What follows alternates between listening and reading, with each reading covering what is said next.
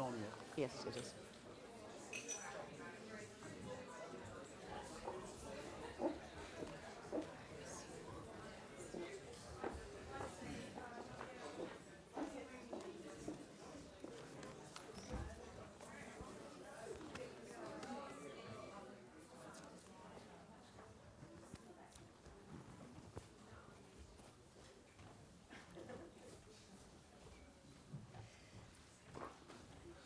Hello. Welcome to this week's Mansfield Principals Talk. I'm very pleased to see so many people here for such an interesting and eminent speaker. Mary Ann Sieghart is a very well-known broadcaster and also describes herself as a portfolio woman. She's been on the content board of Ofcom and the Council of Tate Modern and Senior Independent Director of the Henderson Small Companies Investment Trust, and she is also the chair of the Social Market Foundation. So she is someone who speaks with a lot of authority, and today she is going to be speaking on the subject which she's currently researching at All Souls as a visiting fellow, about why we don't accord as much authority to women as men. I was talking to Mary Ann earlier, and I just went and looked up Jan Morris, who's a well-known travel writer who transitioned from being a man to a woman in the 1970s and wrote a book about it in 1973 called Conundrum.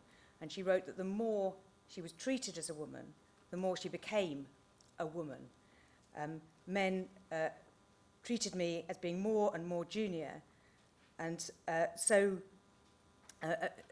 treated every day of my life as inferior. Inevitably, I accepted that condition.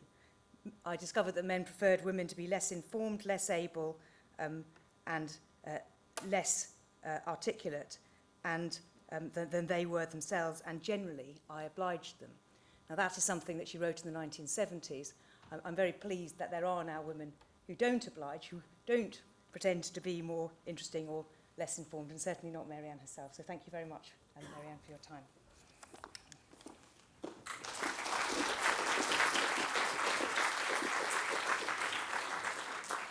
Well, thank you for that introduction, Helen, and I hope I will be as authoritative as you have sold me. R-E-S-P-E-C-T, find out what it means to me. R-E-S-P-E-C-T, T-F-T-C-T. R-E-S-P-E-C-T, it's all we really ask as women, equal respect for our authority and our expertise. Because the trouble is that we, and when I say we, I mean women as well as men, because this lecture is not going to be a rant against men, I promise you. We are all too often inclined to assume that a man knows what he's talking about until he proves otherwise, while for a woman, it's often the other way around. And I'm sure a lot of women in the audience are smiling in recognition at this. So I'm writing a book about women and authority, and in the process of researching this book, I have interviewed about 40 incredibly successful authoritative women. So women right at the top of their game. They might have been presidents or prime ministers or CEOs or chief justices. And you might think, well, actually, these are exactly the wrong type of women to interview because they already have a huge amount of authority. Well, they do, but my view was, if even they have come across the sort of challenges that I'm going to be talking about, then frankly, what hope for the rest of us? And also, it proves that these problems occur for all women in all walks of life. So I'm going to be sprinkling quotes from my interviews with them all the way through this talk, like little chocolate chips in a cookie. And I'm going to start with an anecdote that Mary McAleese told me. Now, Mary McAleese was President of Ireland, and she was leading a delegation to the Vatican to meet the Pope, who at that time was John Paul II. So she leads this delegation into the audience room. The Pope comes in with his cardinal, who is about to introduce the Pope to the President, when the Pope instead reaches out his hand to her husband, who's next door, and says, "Wouldn't you prefer to be President of Ireland rather than being married to the President of Ireland?" And the delegation are absolutely horrified. He has not even acknowledged her presence, right? And her husband, bless him, does not shake the Pope's hand, but just stands like this. She grabs the hand which is hovering in midair, brings it back to herself and says, "Let me introduce myself. My name is Mary McAleese, and I am the President of Ireland, elected by the people of Ireland, whether you like it or whether you don't." So here is someone not according authority to a woman of great authority. Now, of course, what you do when you talk about this sort of thing, you look up a definition. So I'm talking about authority both in terms of power and leadership, like Mary McAleese, and also in terms of influence as a result of having knowledge and expertise. So, you know, I go to the first entry on Google, it's Oxford Dictionary Online, and I look at the examples, and I say, oh, this is interesting. So, he had absolute authority over his subordinates. I promise you, it's the first entry I came across. I'm not choosing it for this reason. He has the natural authority of one who is used to being obeyed. He hit the ball with authority, and he was an authority on the stock market. QED, frankly, I don't need to carry on for another 40 minutes, as if Serena Williams cannot hit a ball with authority. So this is the sort of phenomenon I'm talking about. Okay, here's the first excerpt from one of the many interviews I'm going to quote. And it's Frances Morris, who's director of Tate Modern, frankly, one of the most influential and powerful women in the art world. And she told me, as director of Tate Modern, I can spend all day as a powerful, articulate person who's taken seriously, and I can leave this building and I am nobody. Because as a woman in the world out there, I'm not taken seriously. I'm very often in situations where people don't know my job, and my hand is shaken after the hand of a colleague, and my eyes are met after the eyes of my husband are met, and no interest is shown in my opinion if it's just my opinion as a late middle-aged female. And I see all that because it's in stark contrast with the way I'm approached and treated when it's known I'm the director of Tate Modern. So of course I said to her, well, maybe a male director of Tate Modern would have the same experience. No, she said, I've worked for 3 male directors of Tate Modern, and it hasn't happened to them. Now, I think some of you might be familiar with this cartoon. It's a very famous cartoon from Punch. And I'm sure quite a lot of women have had this experience of having a great idea, saying it at a meeting, and nobody takes any notice until the man repeats it 15 minutes later. So I'm going to start by talking about the second part of the definition, which is about one's expertise and knowledge. Okay, and then I'm going to move on to power and leadership. Now, here is a woman called Shubhi Rao. She is a very successful American businesswoman. She was treasurer of Alphabet, which is the parent company of Google. And she told me, you have to constantly prove yourself over and over again. When a guy says something at a meeting, the others will say, oh, yes, that sounds great. I think we should do it. And then a woman says something, and I'll say, ooh, well, I think we should look into it. I think we need more data. I think we need to think about that. I don't know if that's really going to work. She says, I get challenged a lot, constantly, and it's become a way of life. So this is anecdote. Here are some statistics. Oh, which haven't appeared. Never mind. Okay.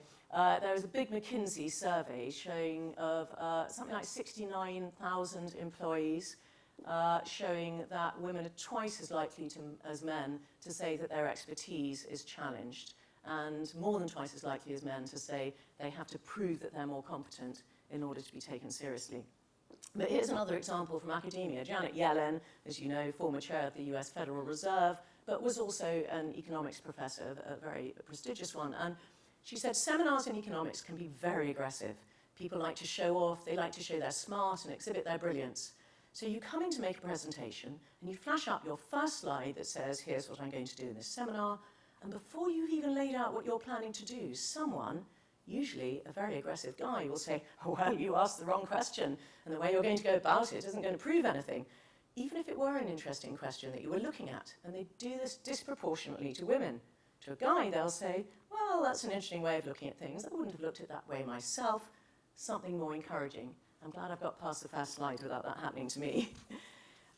So it's not just a question of being challenged, though that is bad enough, but it's also a question of being interrupted, which is a very annoying sort of power dynamic. And all of you know how annoying it is to be interrupted. You can't get your point across. The implication is that the interrupter thinks that his view is more important than yours, and here I deliberately said his, and you'll see why.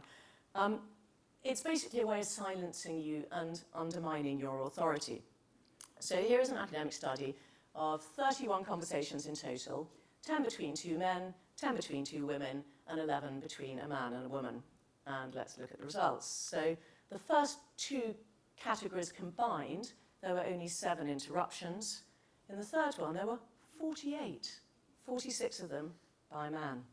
Now, those of you with better eyesight than me might have noticed this is actually quite an old study, but I couldn't resist using it. And maybe things have changed and improved. Well, I would hope so, except here is a big study done of the oral proceedings of the US Supreme Court.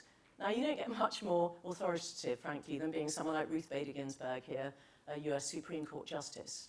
But even though women make up only a third of Supreme Court justices, they have to suffer 2/3 of interruptions.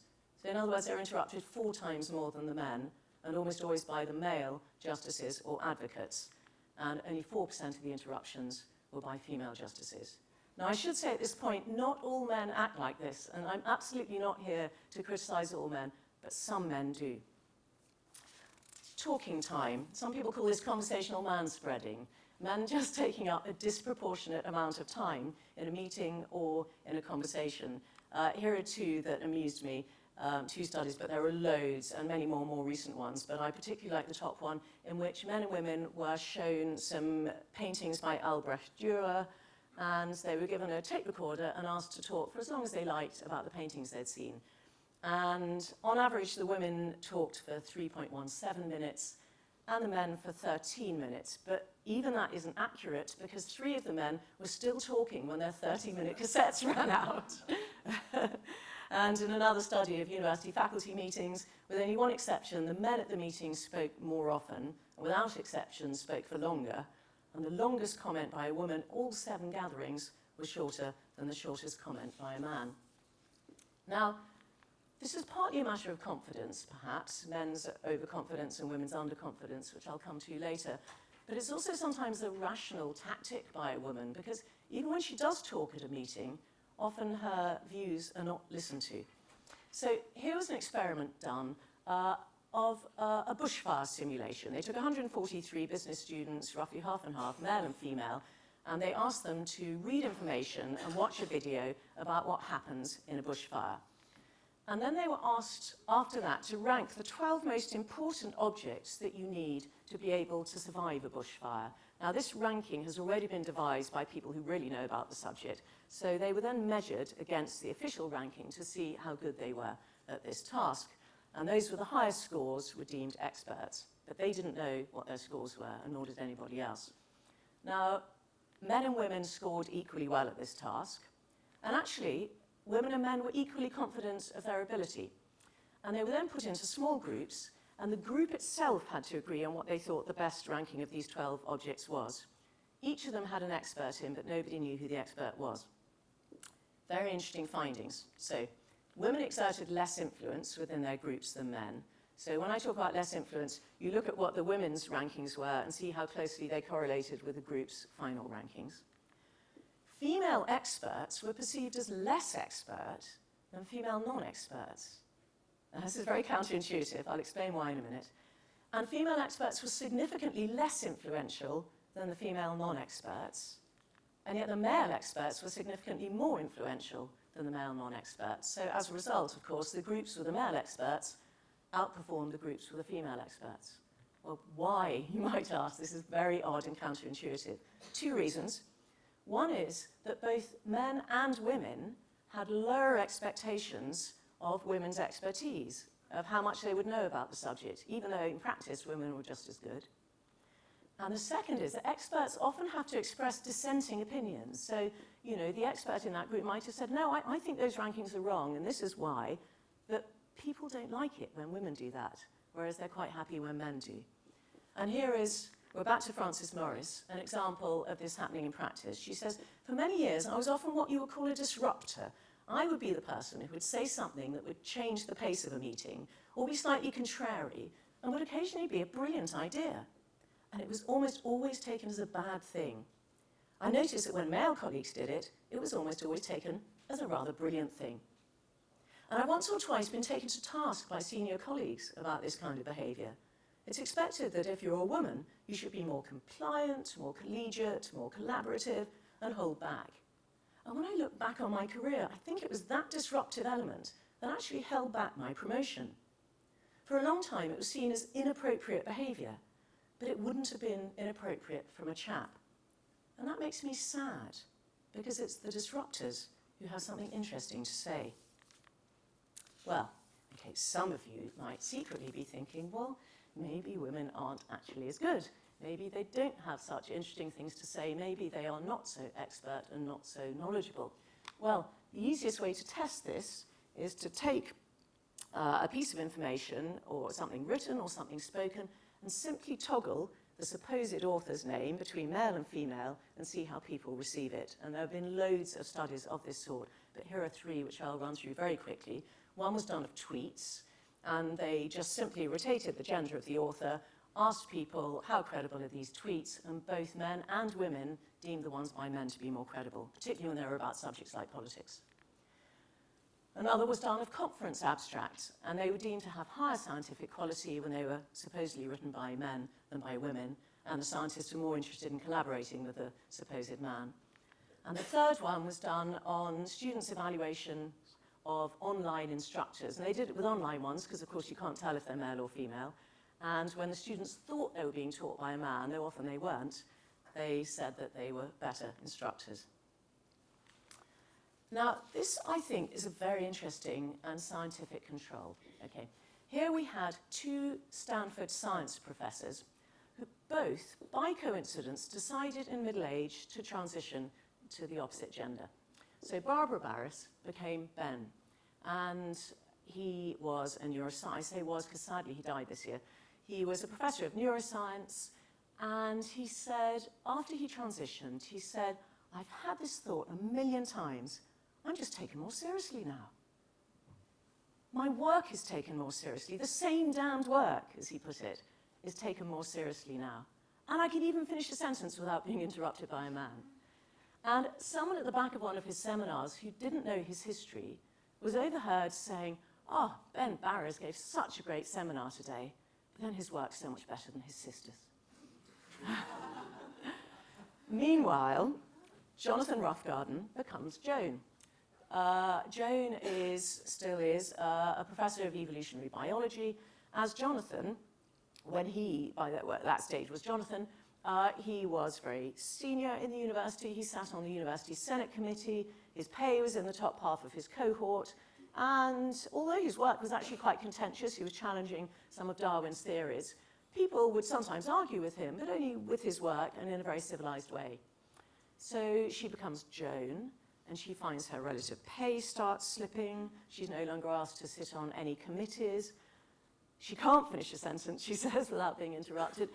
But most annoyingly for her, her work is attacked in a really aggressive and personal way. She said once she was giving a lecture like this, and a man started shouting at her. And she said, I actually thought he was going to come over and hit me. And people would say things to her like, well, you obviously haven't read the literature. Well, you don't understand the statistics. She said, people would never have said that to me when I was Jonathan. Now, you might say, this is utterly anecdotal. I'm simply talking about two people.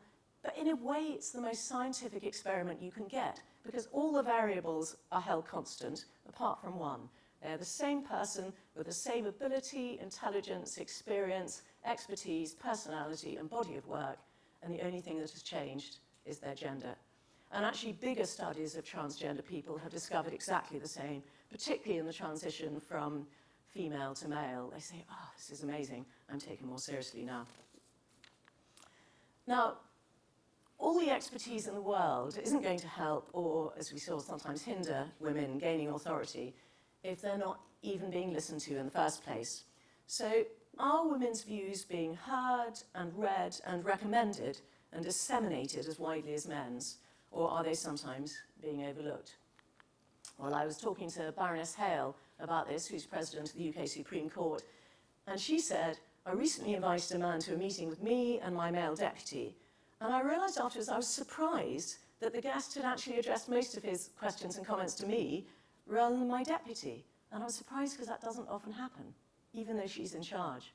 Cressida Dick who's commissioner of the Met, has exactly the same experience. She sometimes goes out on patrol with a male officer, and she says almost always a member of the public will address their words to him, not me, even though she has the much more senior braids on her shoulder. So here's a study of academic colloquium speakers. Most academic studies, of course, are about academia, because that's what academics are interested in, quite understandably. And this study covered more than 3,000 talks at the 50 top universities in America in 6 very different subjects. And after controlling for gender and seniority of available speakers, and that's very important because, as we all know, women are not as senior in academia for all sorts of reasons as men, but even after controlling for that, men were 20% more likely to be speakers.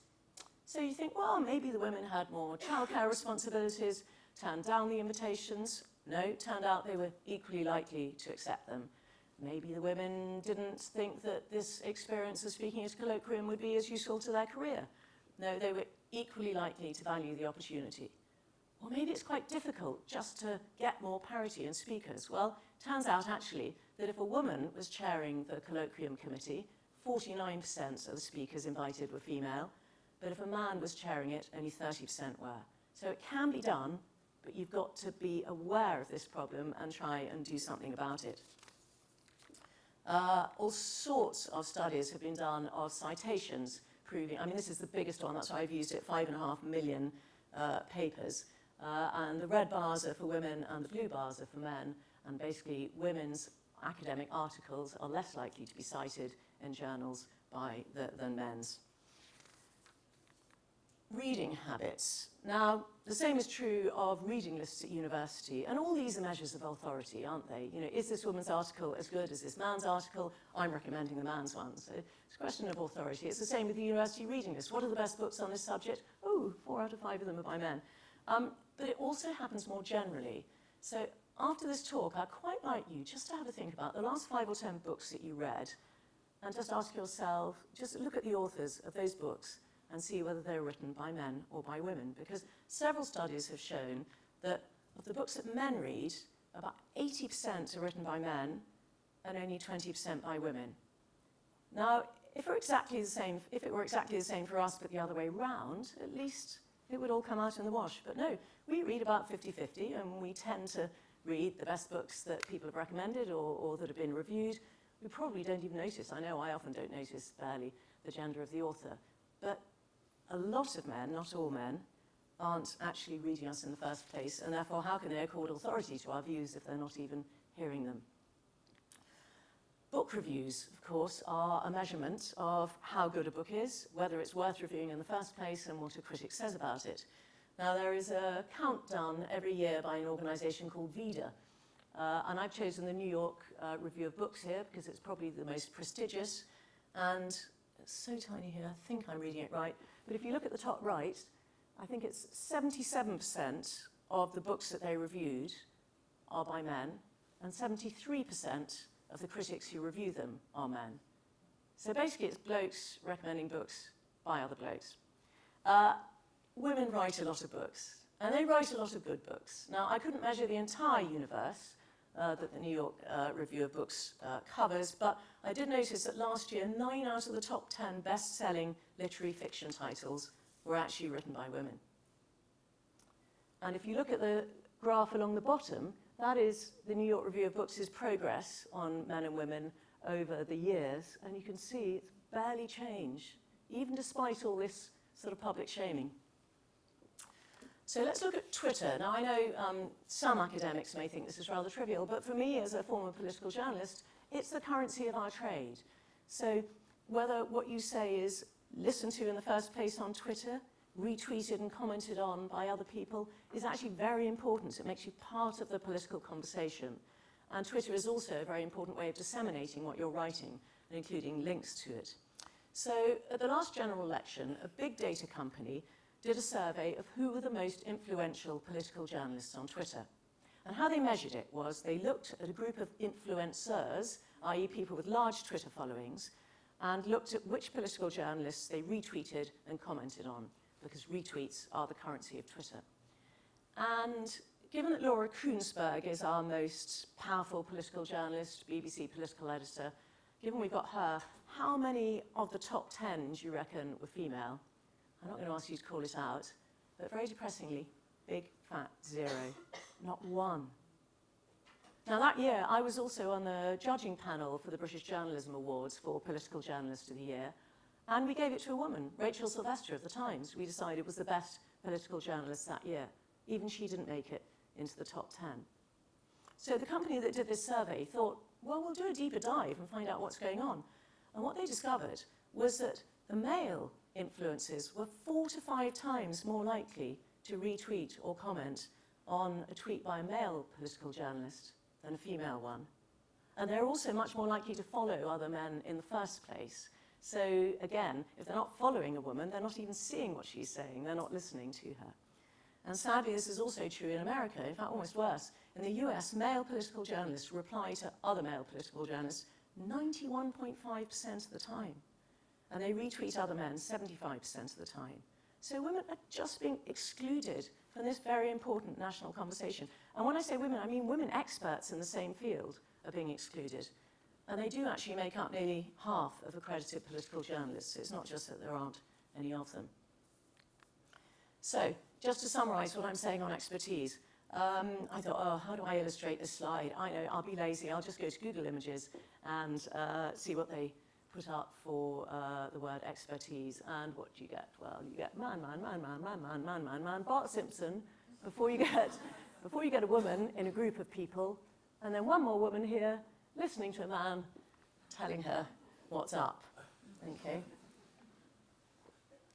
So, to summarise, women aren't believed to be as expert as men, even if they are, by women as well as men. They find it harder to influence a group of people, including women as well as men. They're challenged more frequently than men. They are ignored, interrupted, and talked over much more frequently, particularly by, and I put some in brackets, men. Often they're not listened to or read in the first place, particularly by men, and their work isn't recommended as often to other people, particularly by men. So let's move on to power and leadership. Read the caption carefully, it makes me laugh. So I talked to Amber Rudd, who is our Work and Pension Secretary, former Home Secretary. She told me a story. She said, recently one of the new intake of MPs, a man, so that means he was quite young and should be a bit more woke, came up to her and said, just so you know, Amber, if there were a leadership contest, I'd really want to back you, but I think we've had enough women for now.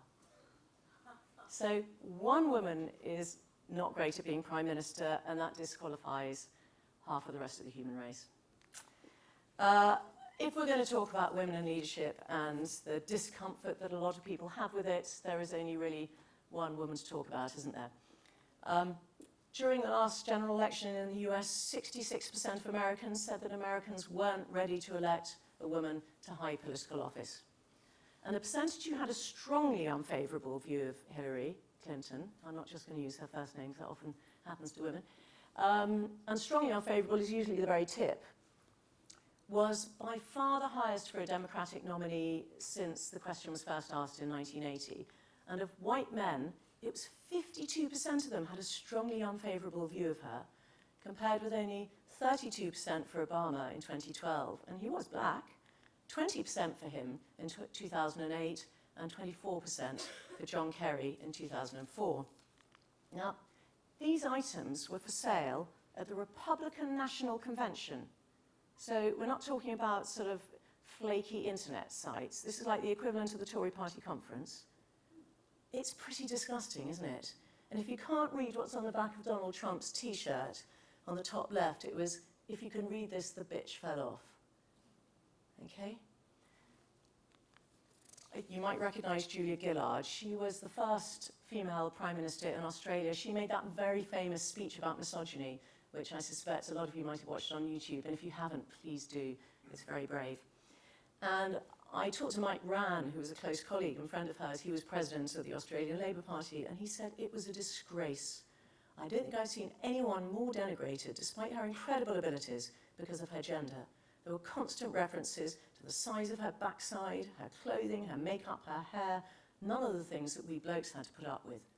We saw appalling things. We saw Tony Abbott, who was her leader of the opposition, standing in front of a demonstration with people holding up signs saying, "Ditch the witch." We saw a famous talkback host, Alan Jones, coming out publicly when her father, who she was very close to, and he was very proud of her, he died, and Jones said he'd died of shame because of what his daughter had done, and said that she should be thrown into the sea in a chaff bag. We saw her denigrated in a way I've never seen a woman denigrated in public office, and it was all about trying to delegitimise her. Now, again, you might say anecdotal, and he was a friend and a colleague. So there's been an academic study done of the different treatment of Julia Gillard and Malcolm Turnbull. Now, both are Australian Prime Ministers, and I'm sure you know that in Australian politics, basically you become Prime Minister because you topple one of your rivals in your own party, and this is a very frequent occurrence in Australian politics.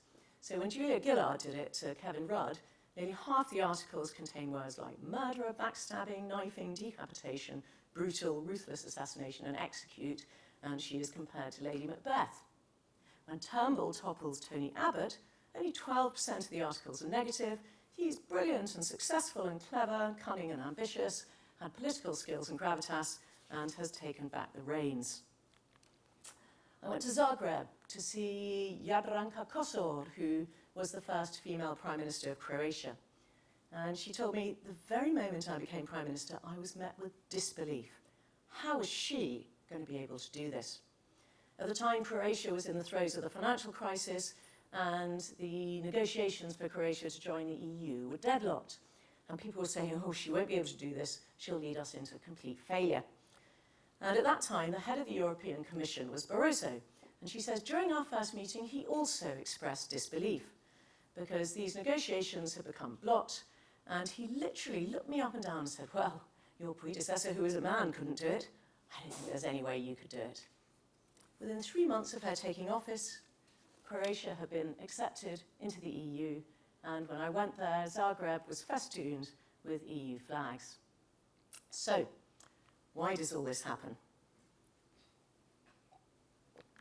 Well, centuries of patriarchy, of course, leading to unconscious bias. So we all have these stereotypes of men leading, men being in authority, women staying at home, nurturing, caring, looking after the children. And when I say we, I mean all of us.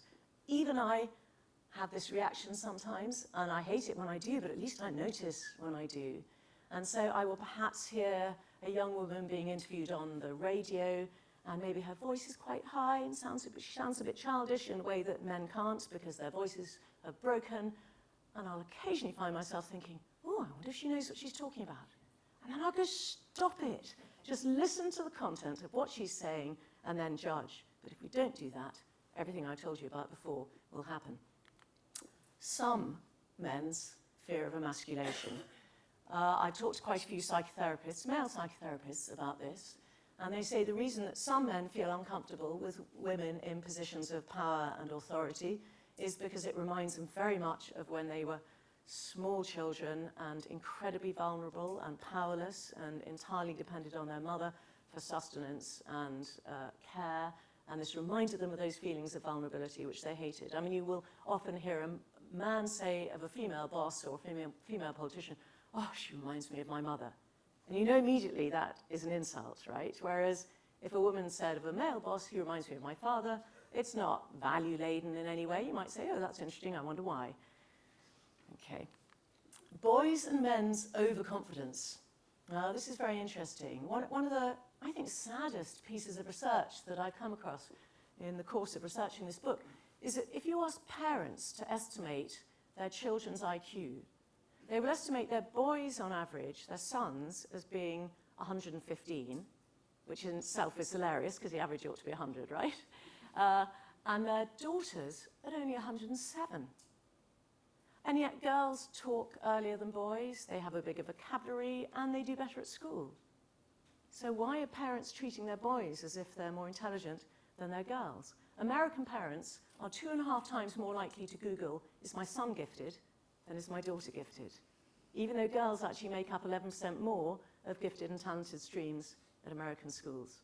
So no surprise, perhaps, that adult men are also likely to estimate their IQ at about 5 or 6 points higher than adult women, even though, as we know, the IQ distribution is absolutely identical. So, of course, that leads to girls' and women's underconfidence. So you might say, well, just lean in, just be more confident, just be more assertive as a woman. And yes, wouldn't that be lovely? But unfortunately, we suffer a punishment for doing that men don't suffer, which is known as the double bind. So if you're not assertive enough, you get rolled over. If you are assertive enough, people don't like you, and you become abrasive and strident and bossy and shrill and aggressive. All these adjectives, there's been a very interesting study of appraisals, performance appraisals, and these adjectives are used constantly of women and never really of men. In fact, in this study, the only one that was used of men was aggressive, and in 2 out of the 3 times it was because men were being asked to be more aggressive. But for women, it was being held against them. I don't know if any of you read Private Eye, but when I first started working as a journalist at the Times, I was one of only 2 women in an afternoon conference of 22 men. So if Bridget was away, I was the only woman, right? And the men were all fantastically confident, at least on the outside. And I realized very quickly that I had 2 options. Either I wouldn't be as confident as them, in which case I would be rolled over, or I had to at least pretend to be as confident as them. And that was obviously the only option, so I did that. And soon started getting caricatured in Private Eye as Mary Ann Bighead. So QED, they may as well have subtitled it Woman, Know Your Place. This role incongruity theory is what sociologists call it. And it's back really to the first bullet point here, the stereotypes that we have. We're used to men being leaders. It feels incongruous for a woman to be a leader, to be in charge, to be an expert, and it makes us feel uncomfortable. Thoughtlessness. Now, when, for instance, men read many more books written by men than women, I don't suppose they're doing it out of spite. I think they probably don't even notice.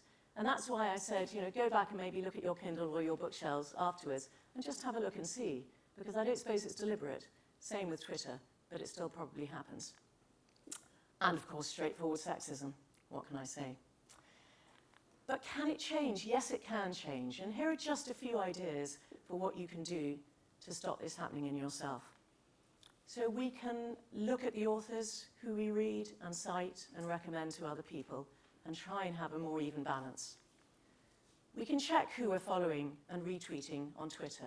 And again, try and have a more even balance. Search out women who are experts in your field if you're not following them already. We can actively listen to women with the same attention that we do to men. We can stop ourselves interrupting or talking over them. And we can notice if we're challenging them more than men. And if we find ourselves disliking an authoritative woman, then we can ask ourselves why, and really interrogate it and ask ourselves, is this because we're finding her abrasive and strident and bossy, or is it actually something deeper down inside ourselves? This is really important, I think, is never mistake confidence for competence, because the two are not the same thing. And I think a lot of the reason why men get ahead is because they appear more confident and people believe them. But it's not necessarily true. An underconfident woman can often be a lot more competent than an overconfident, confident man. I'm not going to try that one again. And finally, I'm really going to make a plea to all the men in the audience who have been disturbed by what I've just been saying. Because we can call out those men who are sexist for being sexist and for being biased, and the chances are they won't take any notice because of all of what I've been saying. The chances are they will roll their eyes and say, it's just because she's not good enough. So I would really love those of you men who mind about this to call out other men. Because frankly, if you think that racism is a bad thing, then I think you should think that sexism is a bad thing. I think, personally, it is just as abhorrent to judge somebody and think they're inferior because they've got different genitals as it is to judge them and think they're inferior because they've got a different skin colour. So that's my final message to you. Call them out. Thank you very much.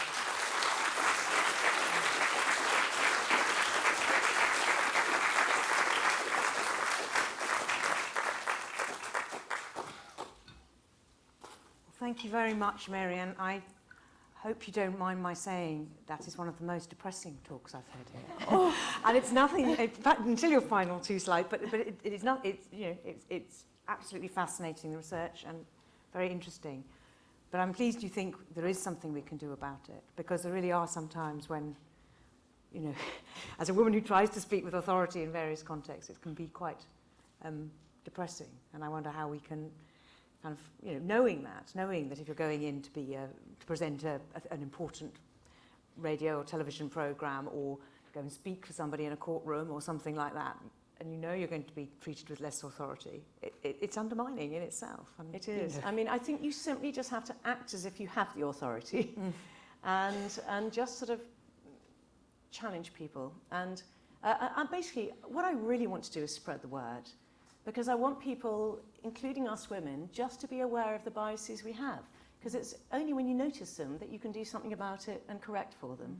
And so what I most want, actually, is for men to read this book. And my worry is that they won't, because they will think, oh, it's a book by a woman about women, and therefore it doesn't need to be part of my life. But it does. Yeah. Okay, now, in this room, because otherwise we notice that men are more inclined to ask questions than women, we quite often have questions sequentially from men and women. Who's going to start? Or women and men? And there is Sorry, evidence that if a woman asks the first question, many more women will follow. So. Yes, and when the woman has asked the first question, more female hands go up. Who's going to start?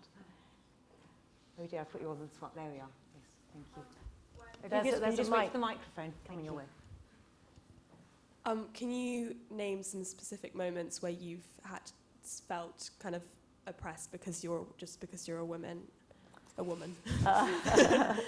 Well, what I do find quite often is that even when I'm talking powerfully and articulately, and this is very much not to all men, in fact it's only to a small minority, but to a certain type of man, I feel like my words are just glancing off him. And somehow, however powerfully I speak, it's just not going to get through. And I can see that all he's doing is waiting till I draw a breath so that he can tell me what he thinks. But he's not actually engaging with what I've just said. But I tell you a classic example, which happened to me a lot when I was younger. I would meet a man for the first time, and he would say, what do you do? And I'd say, I'm a journalist. And he'd go, freelance, you know, start at the bottom. So I'd say, no, actually, I'm on staff. Ooh, he'd say. And where do you work? And I'd say, the Times. Ooh, he'd say. And what do you do there? And I'd say, well, I'm actually assistant editor, and I edit the comment pages. And, well, and his voice would sort of go up in pitch with every iteration of this. And he probably thought he was being flattering of, ooh, aren't you a clever little girl?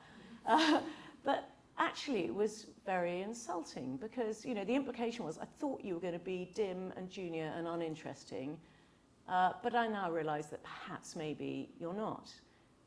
And as I got older and more confident, I would occasionally say, just out of interest, if I'd been a man, would you have started the conversation the same way and assumed I was freelance?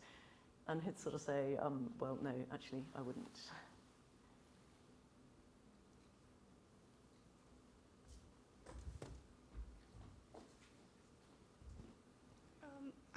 I think you mentioned this in the presentation, but how do you deal with kind of appearing unlikable or just plainly rude as a woman if you're kind of willing to speak up for yourself and not let the men talk all over you, and then you're just seen as being like really difficult? And you know, Theresa May, famously a bloody difficult woman. Kind of how do you strike a balance? Should you try to? Oh, I think we must try to, and it is difficult. So I think there are, of the women I've spoken to, I've always asked them at the end, so how do you exert your authority successfully? And a lot of them say they use humour. So I think that's a very good way of diffusing the hostility that you get from some men, some women too perhaps. So using humour, using warmth. So a sort of warm authority, I think, is the ideal. But you must challenge them. You've got to, otherwise this will just keep going. And I think if you just smile and say, do you mind if I finish, please? Or something like that. Yeah, you've got to stand up for yourself. All right, so we have one here, and then this man here. So there's a lady with a computer in the middle, and then this one. Oh. Yeah, it's coming, the mic's coming your way. Yeah, all right, and then you just hand it behind after that. Thank you. Do you find the conclusion that Deborah Turner came to in a book like You Just Don't Understand, slightly depressing. Because as I recall, her line was that, men will communicate on the basis of, I'm in competition with you and I want to show you that I know more than you do. So it's always an asymmetric position. Whereas women will want to communicate on the same level to show the empathy between each other. And if that's fixed in people's minds, from birth and thereon, is that not going to make it all the harder to kind of readjust the balance? It is, I'm afraid. Though I do think we are starting to change. I mean, I probably talk in that context more like a man than a woman, because I'm sort of keen to keep up with whoever I'm talking to. But I do often notice that even when I am keeping up and saying something just as interesting as them, they don't want to acknowledge it, I suppose, because they feel they're in competition and want to stay on top. It's difficult, but I hope things will gradually change. I'd be interested to hear from the students in the audience whether it's perhaps a bit different for them. Just behind, just in the immediate right, yes. I go to sixth form college, which is highly competitive and have a lot of very confident young men who do like to assert their authority and tell you that they are asserting their authority. How do you think specifically to these adolescent boys you can do that? Because I think it's slightly different to the professional world.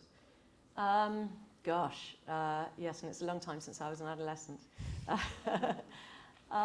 I think probably don't humiliate them in front of their male peers. I mean, you could just sort of prick their authority by showing them how they're wrong and you're right, which is terribly tempting to do, but they will never forgive you if you do, because I think women are much more comfortable with appearing vulnerable than men are. Amongst boys and men, avoiding vulnerability is really the sort of main ambition. Whereas women bond over vulnerability. So we tend to make friends with other women by admitting our vulnerabilities. Boys would never do that to each other until they know each other really well, and maybe even not then.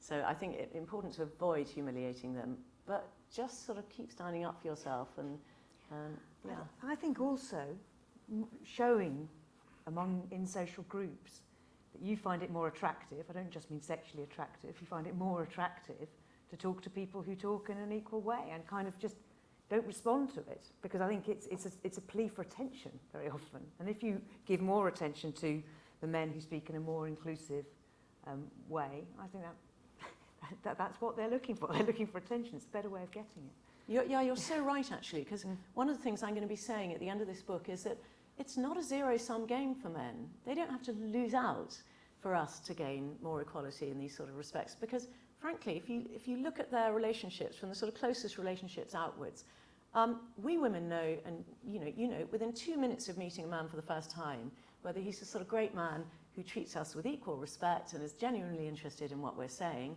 or he's one of the ones who doesn't. And frankly, if he's one of the latter, we don't want to date him, we don't want to be friends with him, we don't want to be colleagues with him. So, I mean, it would be like a person of colour wanting to make friends with a racist, frankly, if he thinks we're inferior. Why would you want to? And so these guys are cutting themselves off from all these friendships and romantic relationships and good relationships at work. It's not in their interest. We're going to pass it just along as you happen to be there, and then there's a hand at the back just afterwards. Oh, sorry. Oh, okay. Yeah. Yes. Sorry. Hi, thank you very much for such an informative talk. I've noticed when speaking with male friends that if I am critical of women in kind of prominent leadership positions, like Theresa May, drawing from that example, they seem surprised and kind of insinuate that it's unfeminist of me to be critiquing women in leadership roles. And I've always thought that women should be held to the same standard as men, which should obviously be a very high standard. So do you think that there should be maybe any concessions made for women in order to kind of increase their, I suppose, the authority accorded to them by other women? Actually, no. And I'm with you. She's a lousy Prime Minister. And, you know, I've spent my life as a political journalist, and if I was still writing columns, I would say she's a lousy Prime Minister. I also said Gordon Brown was a lousy Prime Minister, and they both are in quite similar ways, funnily enough. So no, I don't think we should be more easy on women than men, but I definitely don't think we should be more easy on men than women, which I think we are. So I think we should make sure we're not judging either in a biased way, but then I think we should be absolutely honest about it. And in fact, I'm not using Theresa May as an example in my book, and I'll probably say why I'm not, because I think she is genuinely bad, and I don't think the criticism of her is particularly sexist. I think it's just genuine. She's got a hard task, but she hasn't approached it well. Thank you. If you just, why don't you pass the microphone along one, and then can have Ros Ballister here, and then we can pass it. Thank you. And many thanks for a brilliant and inspiring lecture. I would like to ask you for your take on more active measures to make things happen in a quicker pace. For an example, in Sweden, where I'm from and live, we're discussing legislative measures to increase female board members in companies. Regarding the books, perhaps Oxford University could mandate that 50% of the course literature would be from women authors, and so on and so on. So what's your take on that? I am in favour of having quotas for women on boards, because it's the least worst option. It's the only thing that has worked so far. And then what happens is the women get on boards and the men realise they're actually jolly good. I mean, I joined a board 4 years ago, and we are 2 women. So they brought on 2 women at once, which was also very good, because it's not great to be the only woman. This company's been going for 130 years, and for its first 126 years, there had been only men on its board. So 2 women were brought in, and after the first year, there was a board evaluation, and the men said in this board evaluation, "Oh, we've been really amazed by how easy it's been having women on the board." And we were really surprised. It's just been completely seamless, this transition. And the other woman and I were thinking, well, what were you expecting? We are as expert and authoritative as they are, and yes, it's been absolutely great.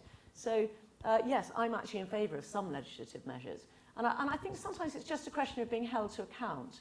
So I don't know whether you should actually mandate that 50% of all reading lists should be women, and obviously it probably depends by subject matter.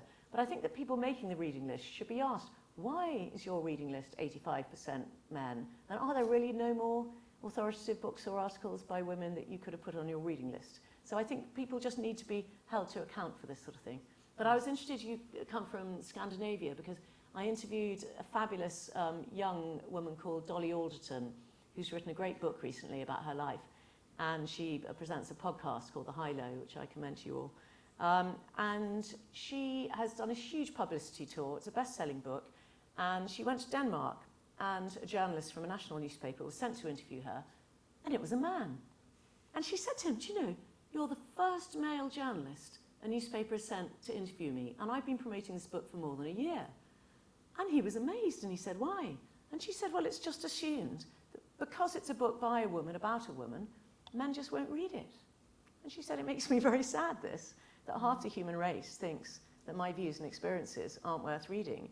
And he said, "Well, that's really weird, because here in Denmark, we men would be just as likely to read that sort of book."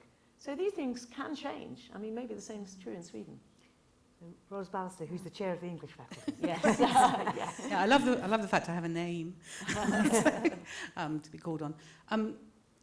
Thanks very much for your talk. I think I wanted to raise a question about whether expertise and authority, that distinction that you made between expertise and authority, and the fact that they work together, and the place of competition in that discussion. So one of the things I was thinking about is, if we looked at the example of party politics and the statement about we've had enough of a woman now, haven't we? My concern is that a lot of the information we now have about the advantage that men are given in a very competitive culture, if you're looking at your party, or if you're looking in a faculty at who you might put forward in a competition for a grant, you might look at those statistics and say it would be to our advantage to put a man up, because the natural advantage that he has is likely to make him more competitive in this scenario. And that seems to me something that people are constantly calculating around politics and around forms of assessment by others. I'm not saying that we should be suppressing the information, but I'm saying that I think that knowing that information actually has a sort of perverse incentive in very competitive environments to put your man in at the top of your list. Do you sort of mean to compete? No, I see exactly what you mean. And I'm sort of thinking, well, so one of the arguments that we seem to be having here, and it was coming from the back of the room as well, and I think is right, is that it must be about institutions addressing that known disadvantage rather than individuals being called upon to charm their way into change. Yes, and if that makes sense. So I think, for instance, the funding agencies ought to be looking at why it's generally easier for a man to get grant funding than a woman. So they've got to change their practices, haven't they? As well as you having to take individual measures. Though it is interesting that in the Labour Party they're now saying we've got to have a woman as leader next time, because the Tories have now had 2 women, and Labour, who are supposed to be the most progressive and equality-minded party, still hasn't had one. So sometimes it works in the other direction. But that thing about when it comes to a question of competition where you really have to, who do you go to? There was an enormous row about 20 years ago when Derry Irvine, actually, who's the Lord Chancellor, appointed his man to be the Treasury Devil, who's the chief government lawyer. And as a result of the row about that and a sex discrimination case that was brought, they brought in a panel. And there are now quite a lot of women on the government panel of barristers. But when Gina Miller's case happened, challenging the Prime Minister's authority to trigger Article 50 without parliamentary authority, all 4 nations of the United Kingdom were represented. They had between them, I think, 14 barristers. There were 55 barristers in that case, of whom only 3 were women. And I was the only one who spoke. And between us, Baroness Hale, who was the only woman on that court, and I spoke for, I think, half an hour of a 4-day hearing. Those are the only women's voices in that hearing. And what's more, the Counsel General for Wales, who is a very distinguished QC, was told she would be led by a male QC, and actually said, fine, in that case, you can find another Counsel General for Wales. But, it's utterly shocking that of those panels, when it was the case that really, really mattered, all 4 nations chose all white men as their barristers. So, then that is where you think, well, perhaps I'm just doing my client a disservice by being a female barrister or woman on putting forward a proposal that matters. It's too depressing for words. It is very depressing, but I think we just have to challenge it. I think we do. And actually, the more women we get into positions of power and authority, the less incongruous it's going to be, and the more we will be able to challenge and change the stereotypes that automatically come up in our brains. But I think that the other thing I was going to say about that is that I once, I might have told you this, but I'm going to say it publicly because I think it's important. I once sat next to a very senior judge in a theatre by accident, and he was trying to tell me that he was a feminist and he cared about there being more women in the judiciary, and was asking me if I'd noticed that several more women had been appointed to the higher judiciary. But Brenda Hale had just made a speech about the indignity of being treated as less clever and less worth listening to because you're a woman, and that maybe we needed quotas for numbers of women in the judiciary to counter this, because I think we had less women than anywhere except Albania or Turkey or something. And then this judge said, I do wish Brenda would stop banging on about this. Because if she does, because it's very important for women's dignity that when they are appointed, they know that they've been appointed on merit. And I'm afraid, I just read so much, and I said, I agree with you, we must appoint more judges on merit, because it must be undermining to be a senior judge and think that you're not there because you're the cleverest, but you're only there because you're a white man. And his jaw dropped. He had never thought of it that way. And then luckily the lights went down, because I couldn't quite believe I'd said it. There was somebody here who wanted to ask a question. I don't know if you still want to ask a question. In bright blue. Did you? I don't know where the microphone's gone, but I missed your hand, or the mic left. Yes, and then here. It's been answered. Yeah.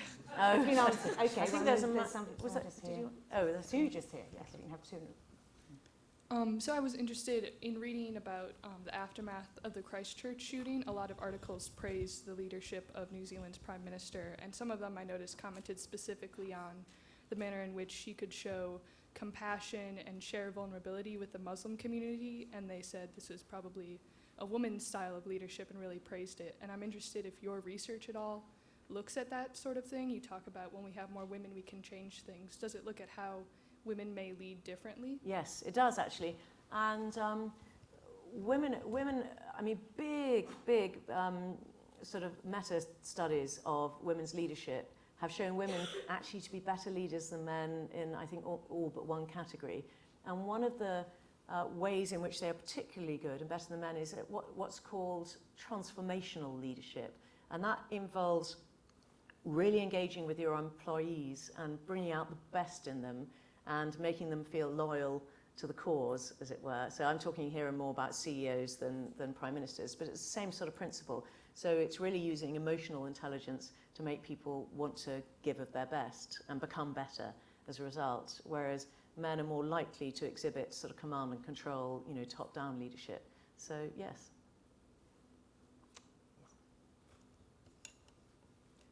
So I have a friend who goes to an all-women's college, and she was talking about the type of feminism that she sees at her college, and she was saying that it's a sort of like women should be more like alpha males type of feminism, and her perspective was that that could be a bad thing, to have more alpha males in the world.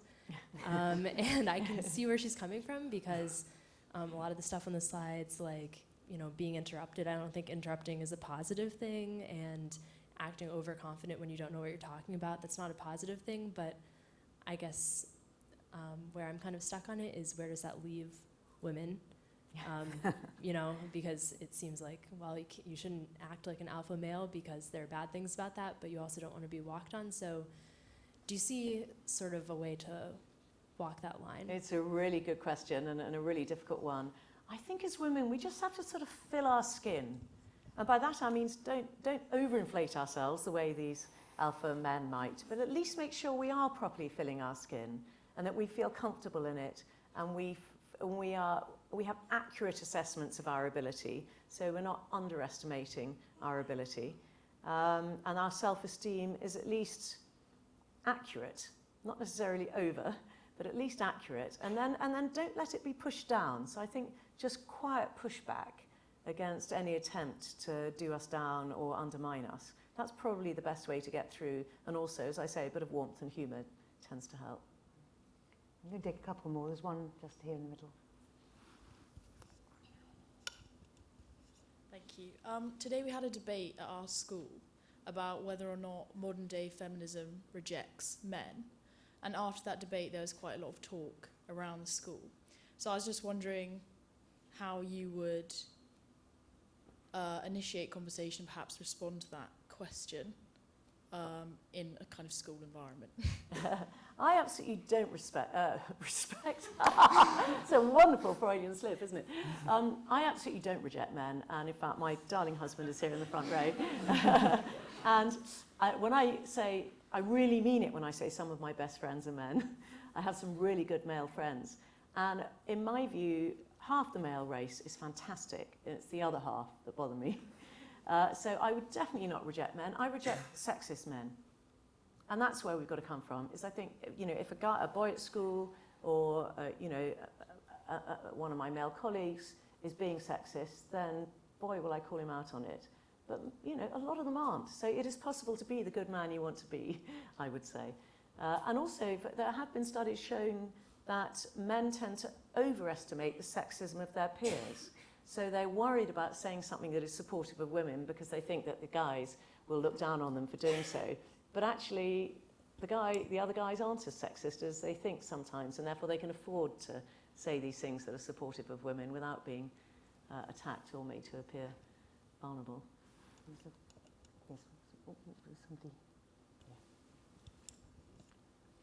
Thank you. I was just holding my question back, but I would like to know, I'm from Japan, where you probably know that gender gap is really the lowest, one of the developed countries, and lowest. Yeah. And we actually have this example of this examination for the university of a medical school that men are getting more scores, whereas women are actually cannot gain the scores that men do. So yes, I read about that. yes, yeah, so they're not allowed in, even though they're actually doing better. Exactly. Yeah. So they are trying to like rectify the problem, but that's actually not happening.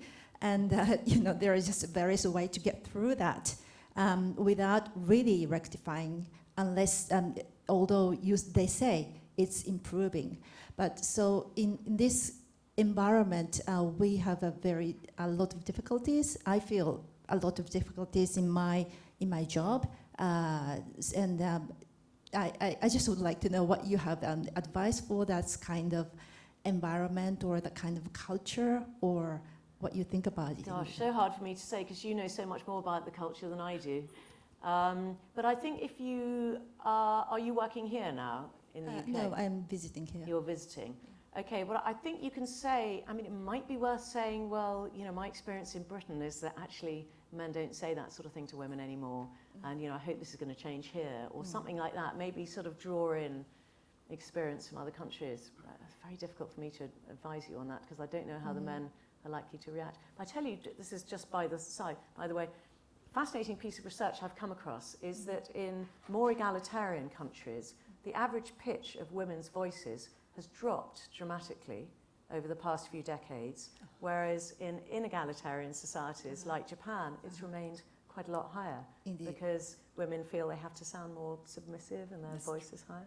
Very, very true. Isn't that interesting? Maybe you should start talking with a lower voice, though yours is quite low already, actually. Thank you very much. Yeah. Yeah.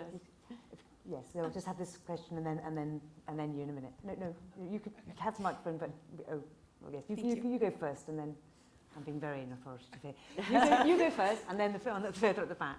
So you in the front. Yes. Okay. Yeah. I had a tutorial last term in labor economics. Sorry, say that again. I had a tutorial last term in labor economics, Yeah. and one of the topics that we discussed was sexual discrimination.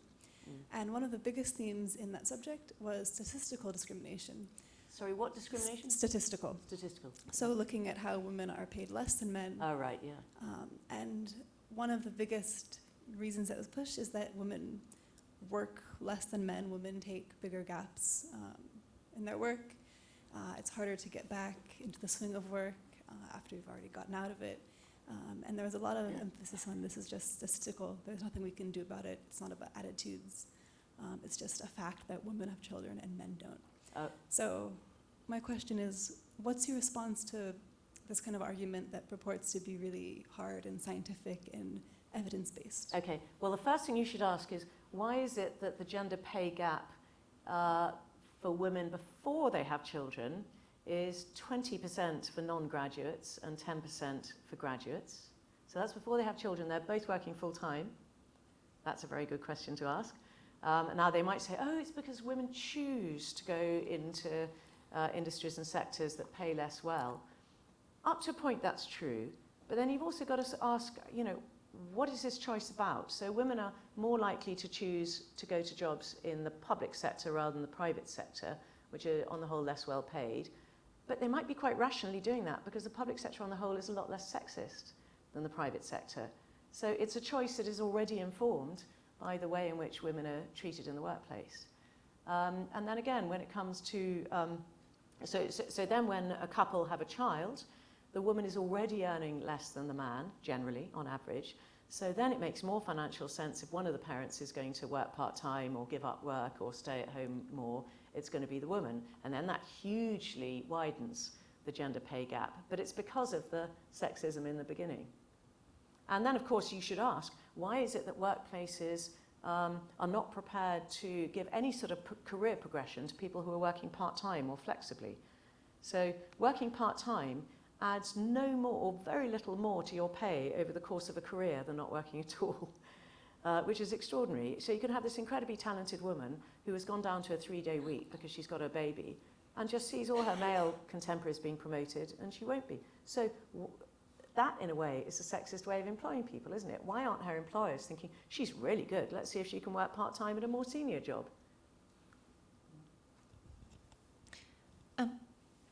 Yeah. Thank you very much.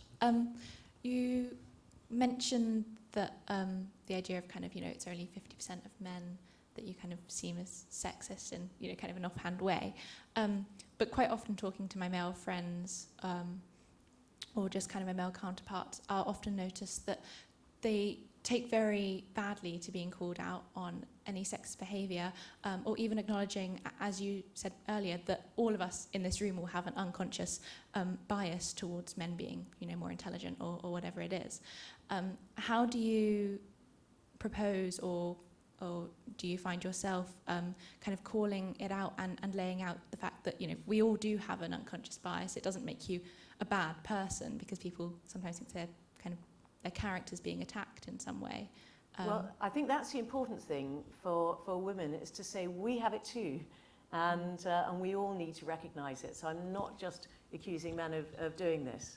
And often the most liberal people have it as strongly as the most conservative ones, funnily enough. If you're talking about implicit bias, which is they measure by, these sort of, they will show a male word like uncle, and then a male typed skill like maths.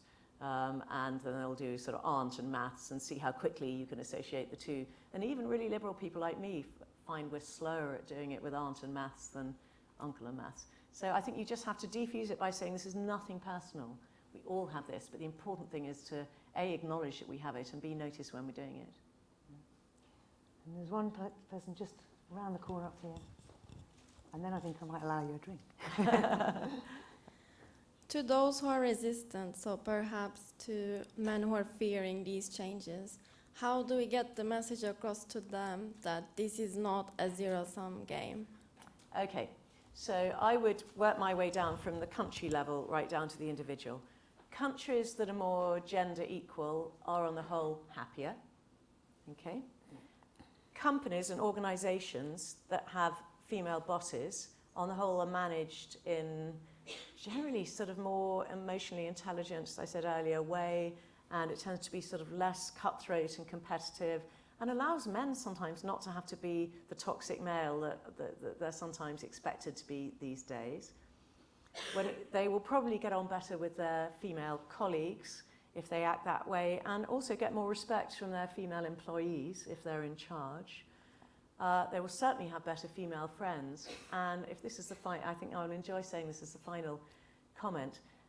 Research has shown that in more egalitarian couples, where women and men share the domestic chores and the childcare equally, not only are the women happier and healthier, which you would expect, and the children are happier and healthier, which you would expect, but the men are happier and healthier, and they get more and better sex. So you're making my daughter blush. Sorry. Well, thank you very much. I now feel cheered up at the end of a really very interesting and informative talk. So thank you very much indeed, Mary Ann. Thank you. Thank you.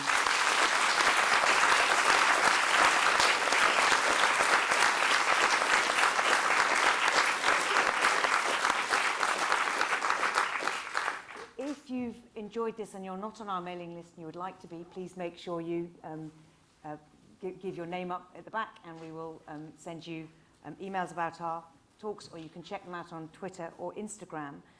Next week, we have Dr. Nola Ishmael, who is part of the Windrush generation, came to this country in 1963 and became a director of nursing, the first black director of nursing in Britain, and was a senior civil servant in the Department of Health. So she will have an important perspective on that, and that will be a conversation. So that's next week at 5:30. But thank you very much for coming. We really appreciate it. Thank you.